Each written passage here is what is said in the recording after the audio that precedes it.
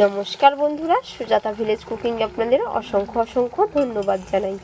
আজ আমি আপনাদের শুধুমাত্র দুটো কাঁচা আলু দিয়ে আর মাত্র 5 মিনিটে চা বসিয়ে হাতের কাছে থাকা কয়েকটি উপকরণ দিয়ে একেবারেই সামান্য মশলাতে এইরকম দারুণ মজাদার কুরকুরে মুচমুচে ইভিনিং স্ন্যাক্স কীভাবে বানাবেন সেই রেসিপি শেয়ার করব। এর জন্য পুরো ভিডিও দেখতে থাকুন, আশা করি আপনাদের খুবই ভালো লাগবে। সাথে চ্যানেলে নতুন বন্ধু হয়ে থাকলে অবশ্যই চ্যানেলটি সাবস্ক্রাইব করে নেওয়ার অনুরোধ থাকলো। কাঁচা আলুর স্ন্যাক্স বানানোর জন্য এখানে আমি দুটো আলু নিয়েছি, মিডিয়াম সাইজের কাঁচা আলু। তো আলুগুলোর খোসা আগে থেকে ছাড়িয়ে দিয়েছি, দিয়ে জলের মধ্যে একবার ধুয়ে রেখেছি। এবার আমি একটি গ্রেটার নিয়েছি, গ্রেটারের দ্বারায় আলুটি গ্রেট করে নেব। তো এখানে আমি ছোট ছিদ্রযুক্ত গ্রেটারের দ্বারায় আলুটি গ্রেট করে নিচ্ছি। আর বন্ধুরা, প্রতিদিনের মতো কে কোথা থেকে রেসিপি দেখছেন অবশ্যই কমেন্ট করে জানাবেন।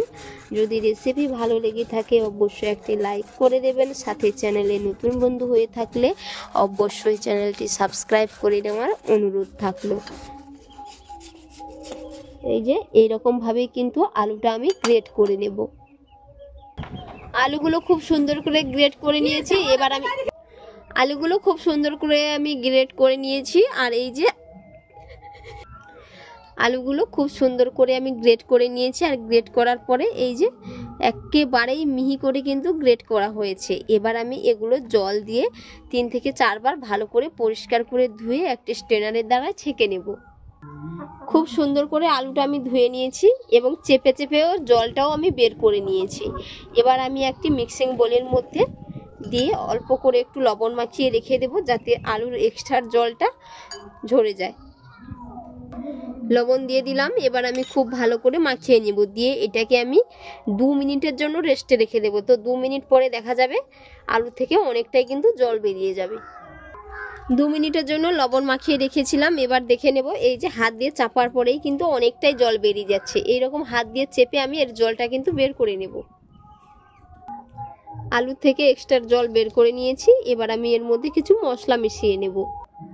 ফ্লেভারটা ভালো আনার জন্য এখানে আমি কিছু ধনেপাতা কুচি অ্যাড করে দিলাম। আপনারা ধনেপাতার পরিবর্তে এখানে কাসুরি মেথিও অ্যাড করতে পারেন। ঝালের জন্য দিয়ে দিচ্ছি গোলমরিচের গুঁড়ো।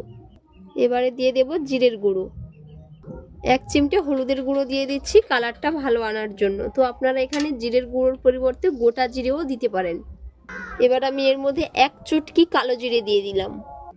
এবার আমি দিয়ে দেব এর মধ্যে 3 চামচ কর্নফ্লাওয়ার। আপনারা কর্নফ্লাওয়ারের পরিবর্তে অ্যারারুট কিংবা ময়দাও অ্যাড করতে পারেন। এবার আমি পরিমাণ মতো লবণ দিয়ে দিলাম। তো আগে থেকে একবার লবণ মাখিয়ে রেখেছিলাম, তো সেই রকম মাপ বুঝে কিন্তু লবণটা দিয়ে দিতে হবে। এবার আমি সমস্ত উপকরণগুলো ভালো করে একসাথে মিশিয়ে নেব। সমস্ত উপকরণগুলো ভালো করে একসাথে মিশিয়ে নিয়েছি। এবার আমি এটাকে এরকম বোলের মতো শেপ দিয়ে দেব। বোলের শেপ দিয়ে হাত দিয়ে এরকম করে একটু চ্যাপটা করে নেব।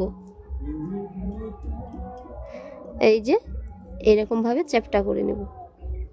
তো এগুলো কিন্তু বেশিক্ষণ রাখা যাবে না, সাথে সাথে কড়াইতে তেল দিয়ে ভেজে নিতে হবে। আপনারা চাইলে ডিপ ফ্রাই কিংবা শ্যালো ফ্রাই করতে পারেন, এটা পুরোপুরি অপশনাল, আপনাদের পছন্দ অনুযায়ী। এরকম করে সমস্তগুলো শেপ দিয়ে দেব। এক এক করে সমস্তগুলো বানিয়ে নিয়েছি। এবার আমি এগুলো ভেজে নেব। কড়াইতে তেল দিয়ে তেলটা খুব সুন্দর করে গরম করে নিয়েছি। এবার আমি এর মধ্যে স্ন্যাক্সগুলো দিয়ে দিচ্ছি।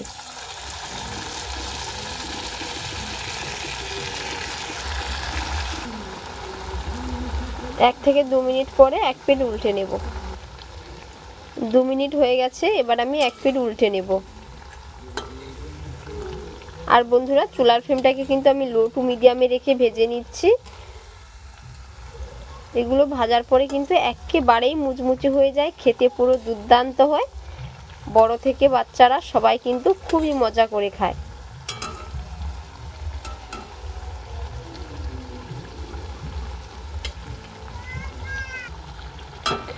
এরকম করে উল্টে পাল্টে আমি কিন্তু ভেজে নেব একেবারেই মুচমুচে করে।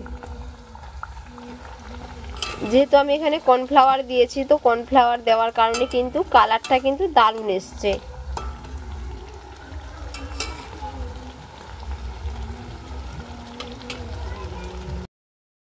এক এক করে সমস্তগুলো বানিয়ে নিয়েছি। আর কত সুন্দর, এই যে একেবারেই কিন্তু মুচমুচে হয়েছে, আওয়াজটা শুনেই বুঝতে পেরেছেন। আর ভেঙেও দেখাচ্ছি, খুব সুন্দর কিন্তু কুড়মুড়ে হয়েছে।